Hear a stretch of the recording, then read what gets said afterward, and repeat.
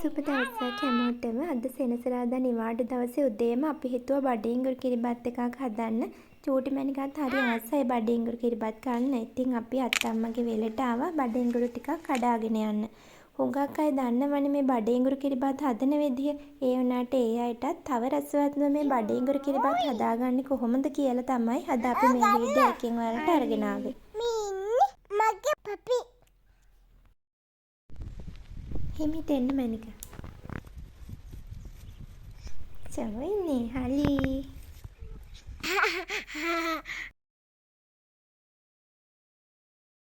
මේ කන්න. මොකද මේ? මේ කුන්නේ. කුන්නේ. සෝයිනේ. සෝයෝ. සෝයි.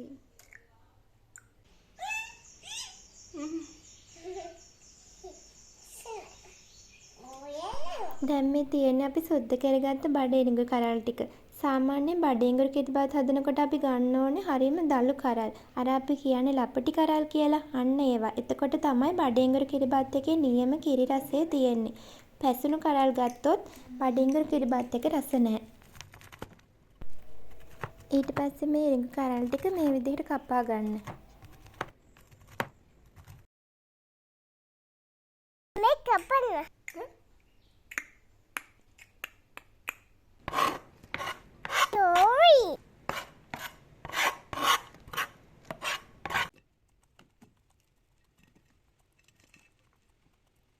Baba pulang.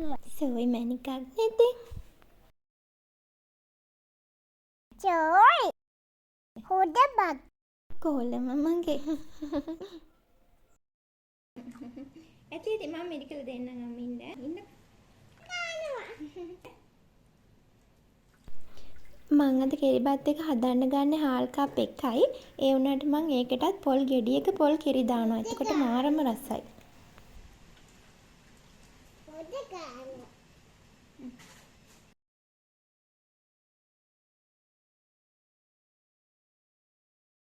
මං උකු පොල් කිරි ටික ගන්නවා අඩු කෝප් එකමාරක වගේ ප්‍රමාණයක්. ඉතිරි දිය පොල් කිරි ටික බත් එකේ ඉදෙන්න ඕනේ වතුර ප්‍රමාණයට ගන්නවා. මොකද මම බත් එක උයන්නේ දිය පොල් කිරි වලින්. එතකොට තමයි කිරිබත් එක අර තෙල් බේරිලා වගේ ලස්සනට රසට තියෙන්නේ.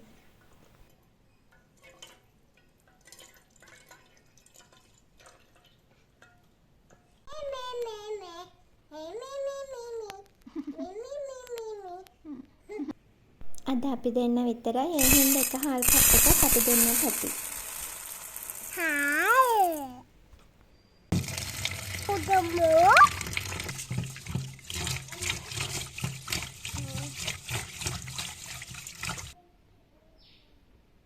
හාල් කප් එකට බඩේංගුරු කප් එකක් ඇත්තේ. බඩේංගුරු වැඩි වුණාට කමන්නේ හරියම රසයි.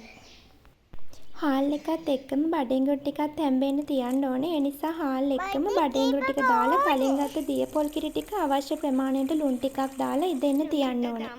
දැන් මෙතනදී අවශ්‍ය ප්‍රමාණයට ලුණු දාන්න කිව්වේ පස්සේ උකු පොල් කිරියකටත් ලුණු චුට්ටක් දා ගන්න ඕනේ. නැත්තම් තමයි අර දිය රස එන්නේ. අරින්න බෑද? අනේ යාලින්න බෑද මැනිකට? අනේ කලින් බෑ. අලි මෙච්චර වෙලා වැඩ කරලා මේන් දැන් දොයි. ඔයත් චූටි බබෙක් ඉන්න අම්මා කෙනෙක් නම් මම නම් ගොඩක් වෙලාවට වැඩ කරගන්නේ බබත් එක්ක. එතකොට එයාගේ දේවල් තුලින් මාරම එක්ස්පීරියන්ස් එකක් ලබනවා. එයාගේ දේවල් තුලින් ඉගෙන ගන්නවා සහ එයා මේ ජීවිතේට හුරු වෙනවා.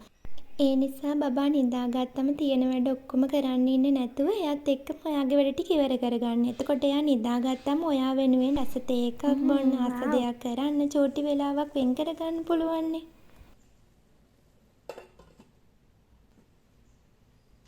ඔන්න දැන් තමයි අපි දිය කෙරෙන් ඉදුණු කිරිබත් එකට මිටි කිරි ටික දාගන්නේ.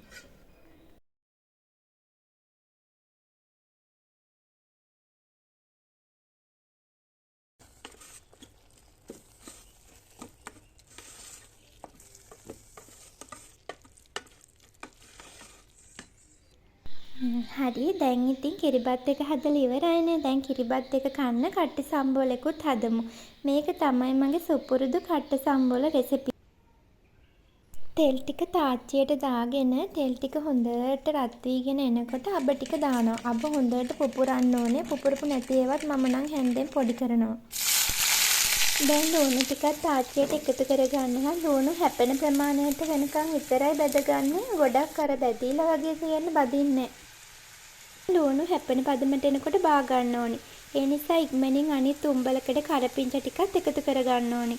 කරපිංච මන් තෙලට දැම්මේ නැත්තේ. එතකොට තමයි මේ ලුණු මිරිස් සුවඳ හොඳට තියෙන්නේ.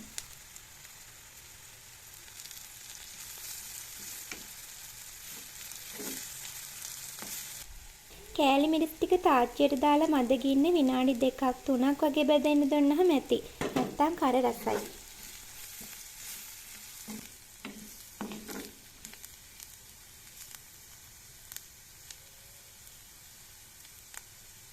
මේ තියෙන්නේ ලේසියෙන්ම හදාගන්න පුළුවන් කිරිබත් කන්න නැතුවම බැරි කට්ට සම්බෝලේ. දැන් කෙසෙල් කොලයකුත් කපාගෙන අපි යමු මේ කිරිබත් එක ලස්සනට හදාගන්න.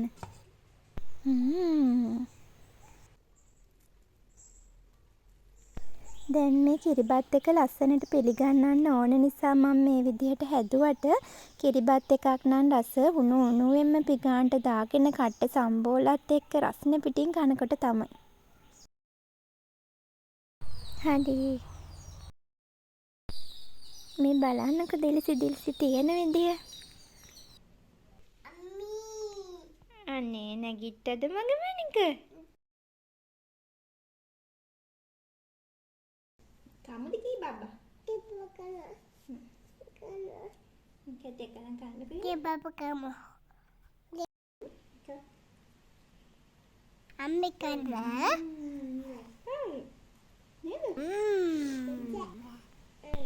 ඉතින් නිමාඩ දවසක හැමෝම ගෙදර ඉන්න වෙලාවක ඔයත් මේ රසම රස කිරිබත් එක හදලා උණු උණුවෙන්ම කට පිච්චෙන රසනට කන්න. හරිම රසයි.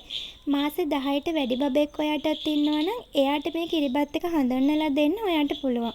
මගේ මැනික නම් හැමදාම හදලා දුන්නත් මේ කිරිබත් එක කන්න කැමතියි.